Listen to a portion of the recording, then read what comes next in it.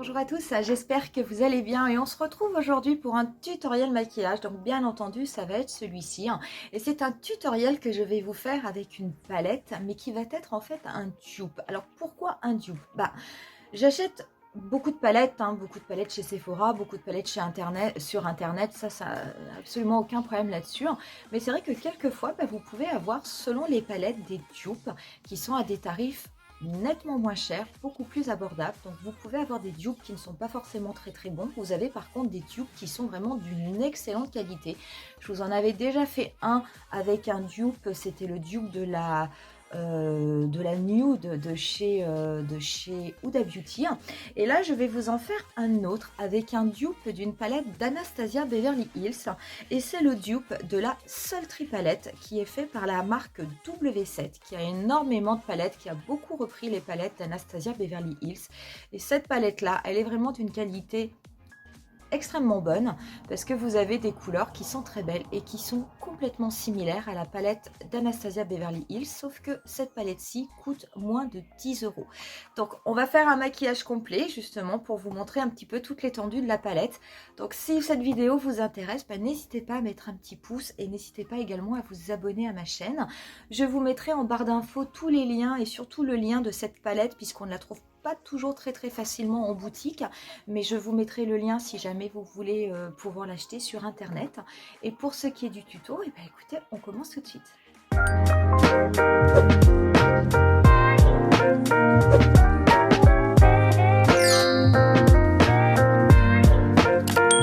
Je vais commencer par appliquer la base et aujourd'hui je vais appliquer la base Hydro Grip de chez Milk. Donc c'est un primer qui est hydratant, qui se présente sous forme de gel et qui a un côté mais vraiment très agrippant qui va permettre justement au fond de teint de tenir toute la journée sans bouger.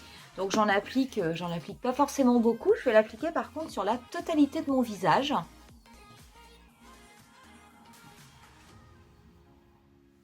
Et c'est vrai qu'on a toujours cette sensation lorsque l'on touche après son visage, on a cette sensation en fait collante, mais qui va permettre justement au fond de teint de bien adhérer et de bien tenir toute la journée. Pour le fond de teint, je vais appliquer le Full Coverage 2 en 1 de chez Kiko. Par contre, je vais l'appliquer comme je l'avais fait la deuxième fois, en évitant de m'en servir comme anti-cerne, parce que c'est vrai que moi, en anti-cerne, ma peau ne le supporte pas forcément très bien. Donc je vais, il est toujours avec son petit pinceau applicateur, donc j'ai toujours pas forcément compris comment on le dosait. Donc bon, moi je l'applique comme ça. Et c'est vrai que je l'aime beaucoup parce qu'il a, il a une très bonne tenue et il est extrêmement couvrant. Et je vais l'étaler avec le pinceau 05, le Face Brush de chez Kiko.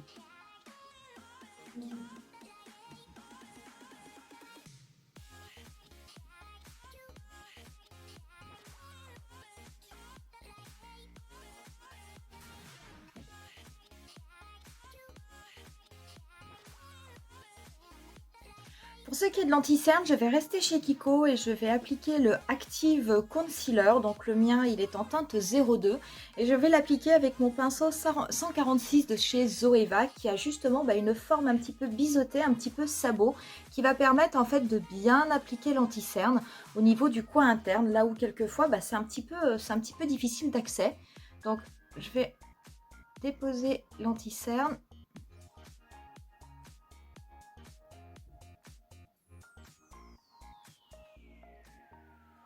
Je vais ensuite venir l'estomper, donc du coup, avec mon petit pinceau.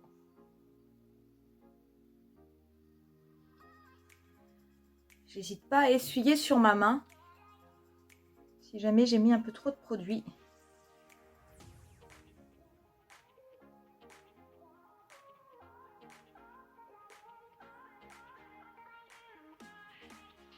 C'est vraiment une forme de pinceau qui est parfaite pour venir faire le coin interne et bien couvrir le cerne en fait. Je vais en mettre un petit peu sur ma paupière mobile.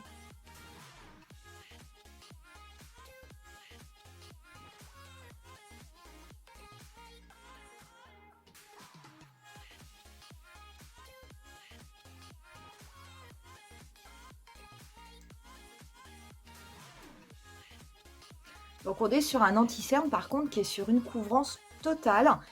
Et je vous remettrai le prix en barre d'infos. Je vous listerai de toute façon, comme d'habitude, tous les produits. Mais c'est un anti-cerne qui n'est vraiment pas cher. Moi, quand je l'avais acheté, c'était pendant le lancement et il était à moins de 10 euros. Mais honnêtement, c'est un excellent produit. Donc par contre, juste petit truc, quand je mets mon anti-cerne, je vais mettre, aujourd'hui dans mon maquillage, je vais mettre une couleur au niveau du ras de cils inférieur. Donc si vous voyez, quand je remonte l'anti-cerne, ici j'ai un petit pli qui est juste dessous le ras de cils. Donc du coup, j'arrête mon anti-cerne à ce niveau-là, je ne le remonte pas complètement au niveau du ras de mes cils. C'est simplement pour éviter d'avoir trop de matière. Comme je vais venir apposer un fard et donc une couleur, c'est une zone qui de toute façon qui va être camouflé et qui va être coloré par le fard que je vais appliquer. Donc ça ne sert à rien de le camoufler avec un anti-cerne. En plus, bon, comme j'ai un petit pli, ça me ferait peut-être un petit peu beaucoup de matière et ça peut quelquefois faire que l'anti-cerne crise un petit peu plus. Donc c'est vrai que moi, comme j'ai ce pli sous la paupière, je me sers de ce pli en fait pour délimiter l'endroit où je viens déposer mon anti-cerne. Je vais poudrer mon visage et aujourd'hui je vais me servir de la Born This Way. Donc je vais poudrer de partout sauf au niveau de l'anti-cerne. Je vais prendre un gros pinceau de chez Real Techniques. Donc toujours pareil, hein. Je dépose d'abord la poudre et après je viens lisser de l'intérieur vers l'extérieur.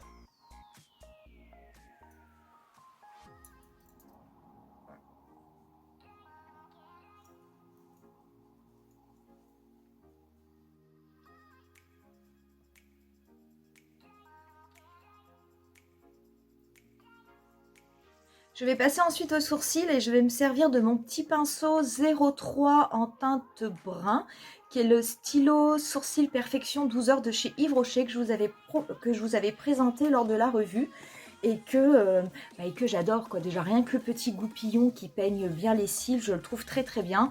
Et puis la mine rétractable qui est un petit peu crème, pareil, je la trouve extrêmement pratique. Donc c'est vrai que je me sers beaucoup de ce pinceau en ce moment. Enfin, en tout cas, de ce stylo, pardon.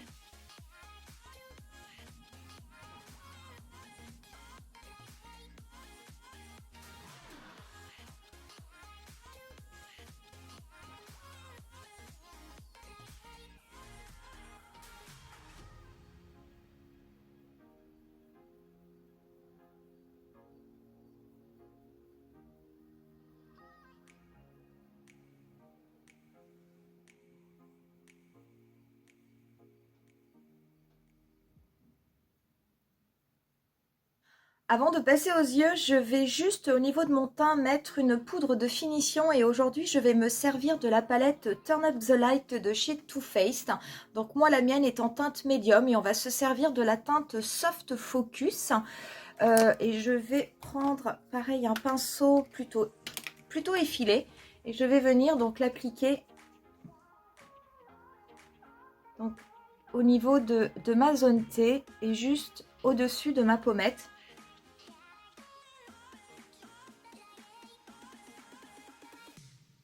Donc ça va lisser au niveau de la peau et ça va apporter une certaine luminosité. Et c'est vrai que je vous avais dit que ça avait tendance donc du coup à apporter de la luminosité, quelquefois à faire briller un petit peu. Mais comme la totalité de mon teint est mat, c'est vrai que je peux me le permettre malgré ma peau mixte. Alors que je ne le ferais pas si j'avais apporté on va dire un fond de teint glowy ou une poudre qui soit légèrement irisée. Là, je ne l'aurais pas fait parce que moi, avec ma peau mixte, ça aurait fait beaucoup trop. Mais là, comme le teint est mat, ça pose pas de souci. Et ensuite, on va pouvoir passer aux yeux. Donc, on va travailler aujourd'hui avec cette petite palette donc de chez W7, qui est la Seduced. Et bon, qui est bien entendu le parfait dupe de la palette Sultry de chez Anastasia Beverly Hills. Donc, elle se présente exactement comme la palette d'Anastasia Beverly Hills, avec la même harmonie. Vous avez également un miroir et vous avez un pinceau à double embout. Et c'est vrai que moi, j'avais la palette Sultry. Que malheureusement j'ai cassé et du coup j'ai gardé celle-là que j'avais également parce que vraiment En termes de pigmentation, en termes de couleur, c'est vraiment un excellent dupe. La seule différence, c'est au niveau de cette teinte qui s'appelle Bloom au niveau de la Sultry. Et c'est vrai que sur la Sultry, c'est une teinte qui a tendance vraiment à aller sur le corail. Alors que sur cette palette-ci, elle reste quand même plus sur une teinte rosée. Mais honnêtement, alors déjà c'est quand même très très joli. Mais à part cette différence au niveau de ce fard-ci, tous les autres fards sont vraiment identique à la palette de chez Anastasia Beverly Hills. Et c'est vrai que bon, bah, je ne vous dis pas qu'il ne faut pas acheter la Sultry, mais bon, ça reste quand même une palette qui coûte plus de 40 € quand elle n'est pas en solde, alors que cette palette-ci coûte 7,95 €. Donc honnêtement, je veux dire, comme c'est un très bon dupe, je veux dire, les fards sont d'une très bonne qualité, d'une très bonne pigmentation, et la couleur est vraiment similaire à celle de Anastasia Beverly Hills. Il n'y a pas de raison d'aller acheter des palettes à plus de 40 €. Je veux dire, si vous n'avez pas le budget, ça n'est pas grave. Sachez que celle-ci existe en étant dans un prix tout à fait raisonnable et en vous offrant exactement les mêmes couleurs. Donc on va commencer par une teinte irisée. Je vais prendre cette teinte ici qui est au milieu de la rangée du haut et je vais l'appliquer avec un pinceau ombreur sur la totalité de ma paupière mobile. Je n'ai pas poudré ma paupière. Je vais commencer à l'appliquer, donc je vais juste enlever un petit peu si j'ai quelques marques avec l'anti-cerne. Hop, et on va commencer à appliquer cette couleur.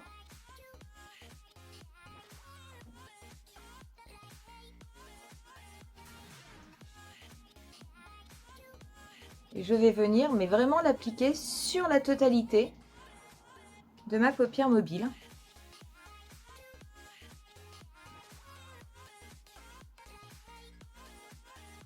Donc pour le moment, je vais l'appliquer, la couleur est sèche, hein, et je viendrai tout à l'heure l'intensifier légèrement avec un petit peu de Fix Plus. Je vais la travailler mouillée.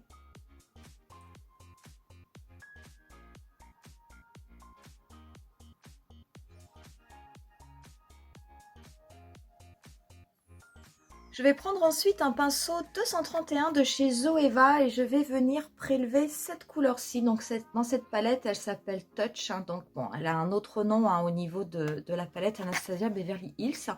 Et je vais m'en servir en fait pour venir la passer au-dessus de mon pli paupière. Ça va être une teinte qui va m'aider à dégrader. Donc je vais d'abord la déposer donc juste au rebord de l'autre, avec des mouvements de va-et-vient.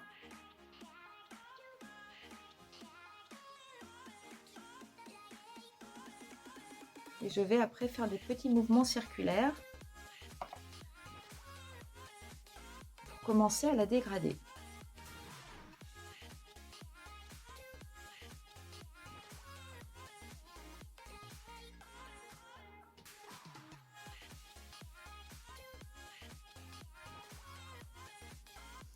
Je vais venir fermer mon maquillage.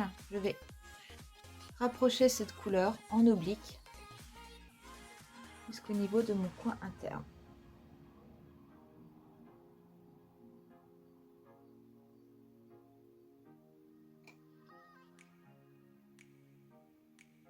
On va venir s'occuper du ras de cils inférieur et je vais prendre un pinceau effilé assez fin. Moi, c'est le 221S de chez MAC.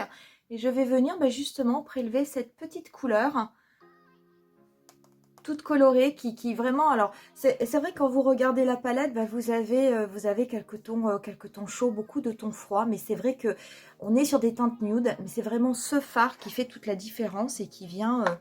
qui permet de complètement illuminer les différents maquillages.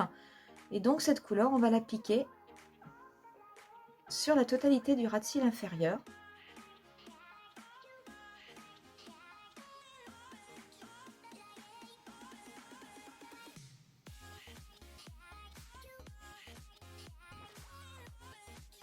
Et elle est extrêmement pigmentée.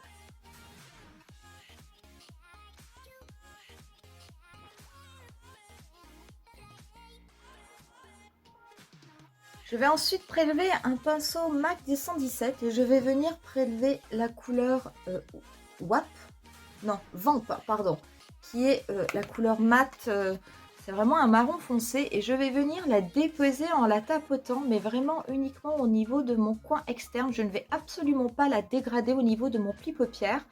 Ça va vraiment être pour intensifier le coin externe. Donc je l'applique d'abord tout simplement en la tapotant comme ça. De façon à ce que la couleur se dépose par petites touches, vraiment à l'endroit où je le veux. Et une fois que j'ai fait ça, je vais pouvoir faire des petits mouvements circulaires, mais vraiment tout petits, en ne bougeant quasiment pas mon pinceau, pour dégrader la couleur, mais sur une zone bien précise.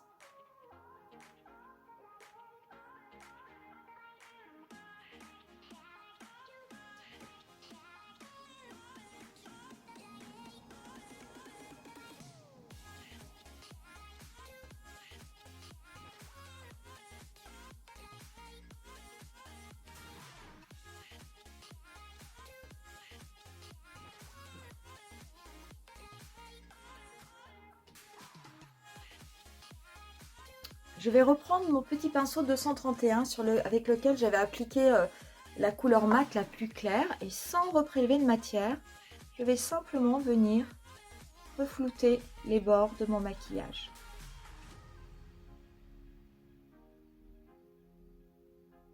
Je vais venir reprendre mon pinceau ombreur du début. Cette fois-ci, je vais appliquer un petit peu de spray de façon à reprendre ma teinte irisée et à l'appliquer cette fois-ci de façon mouillée au niveau de ma paupière mobile, de façon à ce que ce soit un petit peu plus intense.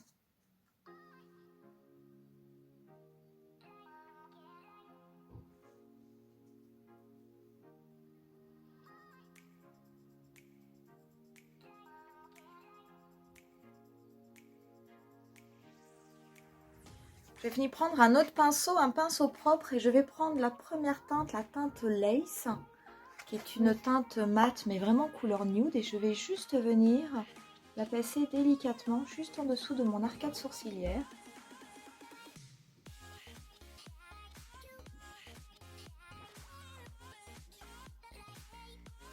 Et avec un petit pinceau, moi ça va être le 231 de chez MAC, je vais venir prendre la teinte qui est juste à côté, qui est une teinte irisée un petit peu argentée. Et je vais venir l'appliquer là au niveau du coin interne de mon œil.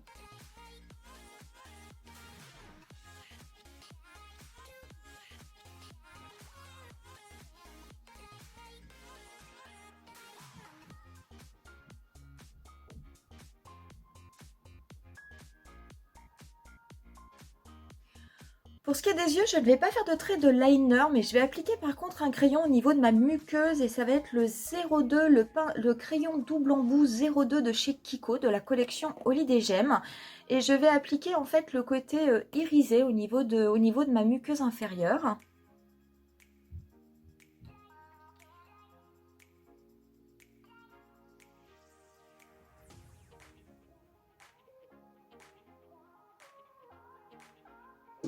Et je vais en mettre également au niveau de la muqueuse supérieure.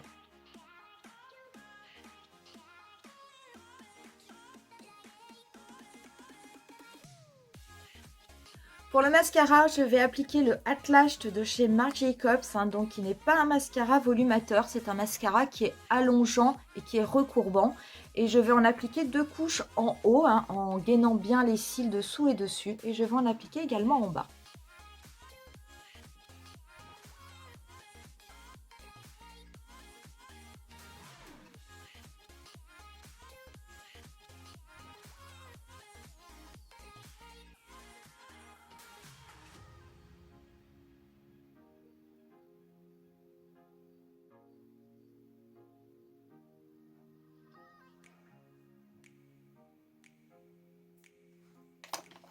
On va passer au bronzer et je vais utiliser le Park Avenue Princess de chez Tarte.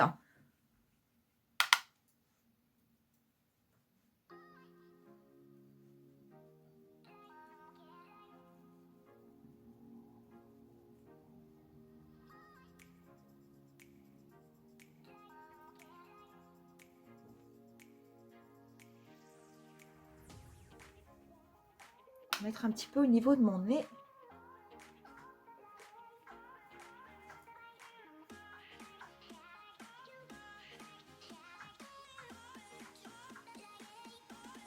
Pour le blush, je vais venir mixer deux petits blushs de chez Sephora. C'est deux petits blushs mat. Donc un rose tendre et puis un rose qui est un peu un rose pastèque.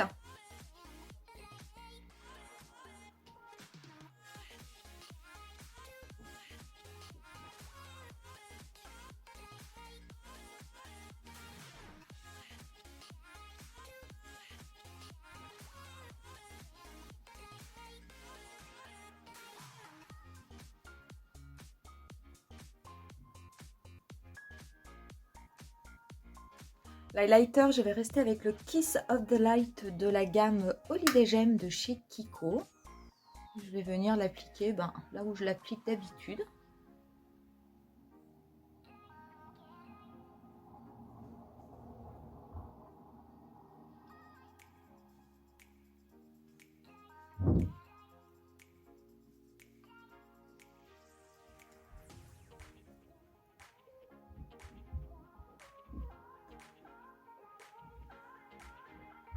Et on va passer aux lèvres. Donc je vais tout d'abord appliquer le Prep and Prime de chez MAC en guise de base. Donc ça va me permettre d'hydrater mes lèvres et puis ça va permettre aussi au rouge à lèvres d'avoir une bien meilleure tenue.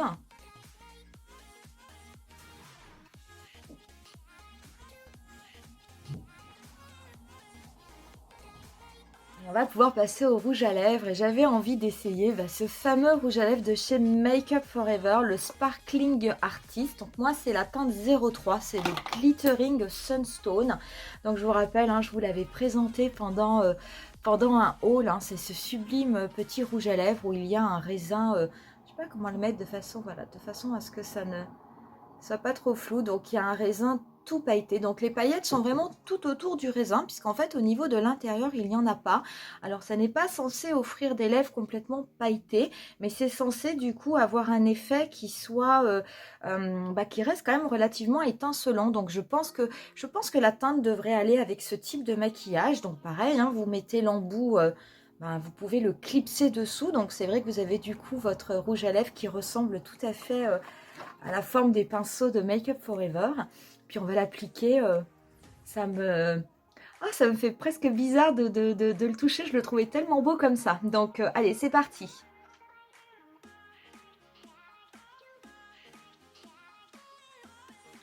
Ouh là là, c'est joli.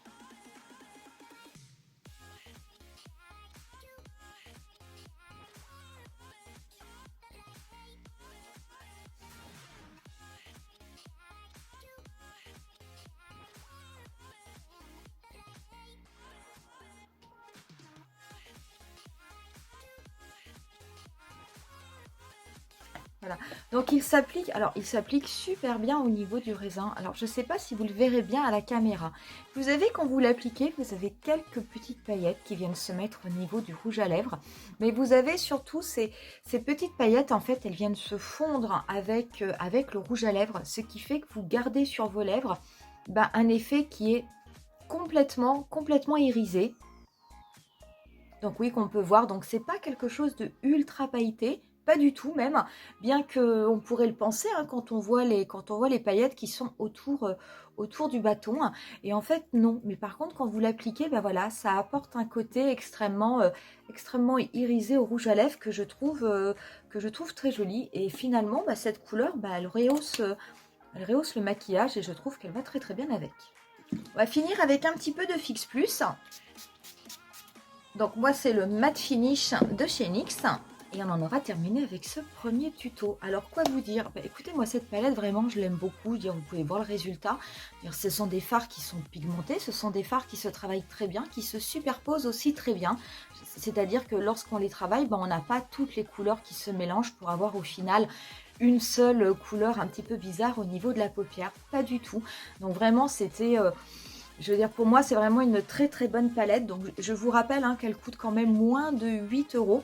Donc, vous pouvez la trouver dans différentes boutiques. Vous pouvez aussi la trouver chez Action. Je veux dire, vous pouvez la trouver sur internet aussi, je dirais. Elle est vendue sur internet au même prix. Mais vraiment, c'est une palette absolument géniale et je vous mettrai un lien si jamais elle vous intéresse pour que vous puissiez l'acheter parce que je crois que je l'ai vue, je crois que je l'ai vue sur un site, donc je vous mettrai le lien si jamais ça vous intéresse et que vous souhaitez la prendre et que vous n'avez pas forcément de magasin qui la propose au niveau de votre ville. Mais vraiment, c'est une super palette. Je vous referai, là on est plus sur un look de tous les jours. Je vous referai un autre tutoriel, mais on ira plutôt hein, dans les teintes, dans ces teintes-ci. Donc ce sera quelque chose d'un petit peu plus soutenu, d'un petit peu plus froid. Et comme ça, bah, vous pourrez voir un petit peu l'étendue de toute cette palette. Mais très honnêtement, pour 7,90 € ou 7,95 €, je ne me rappelle plus exactement du prix. Mais moi, je dis 1000 fois oui, parce que c'est vraiment une très très belle palette. On va en rester là pour aujourd'hui. Je vais vous mettre quelques photos du look final en fin de vidéo. Et puis moi, je vous dis rendez-vous à très très bientôt pour un nouveau tutoriel. Bye!